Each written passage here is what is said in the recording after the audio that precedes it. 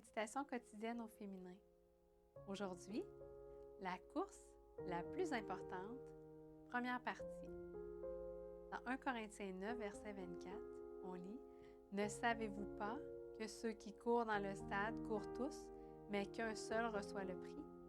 Courez de manière à l'obtenir. » En compétition aux Jeux olympiques de Berlin de 1936, où elle rencontre Jessie Owens, Fanny Blankers-Koen est finaliste au saut en hauteur et au 4 x 100 mètres féminin. Après avoir disputé ses premiers championnats d'Europe en 1938 et avoir épousé en 1940 son entraîneur Jan Blankers, elle doit interrompre sa carrière pendant la Seconde Guerre mondiale. Malgré 2 records du monde du saut en hauteur et en longueur établis en 1943, elle réussit encore à surprendre le milieu de l'athlétisme avec 2 autres titres de championne d'Europe en 1946, le 100 mètres et le 80 mètres haies. La jeune femme confirme sa domination en remportant 4 médailles d'or aux Jeux olympiques de Londres de 1948, où elle fut surnommée la Hollandaise volante. 100 mètres, 200 mètres, 4 x 100 mètres et 80 mètres haies. Elle devient ainsi la première femme à remporter 4 médailles d'or aux Jeux olympiques d'été.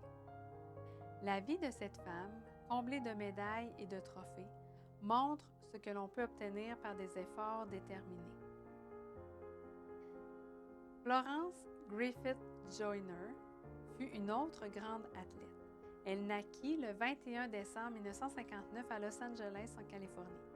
Après avoir obtenu la médaille d'argent du 200 mètres aux Jeux olympiques de Los Angeles en 1984, elle gagna 3 médailles d'or et 1 médaille d'argent aux Jeux de Séoul en 1988.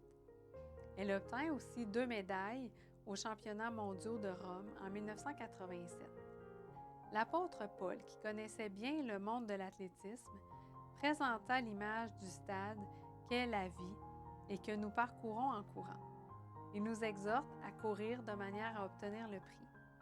Quel prix? Les 2 athlètes mentionnés atteignirent la gloire sur cette terre, mais elles moururent, la première le 25 janvier 2004 et la seconde le 21 septembre 1998.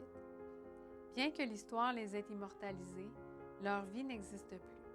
Elles obtinrent leur trophée, mais elles n'en jouissent plus.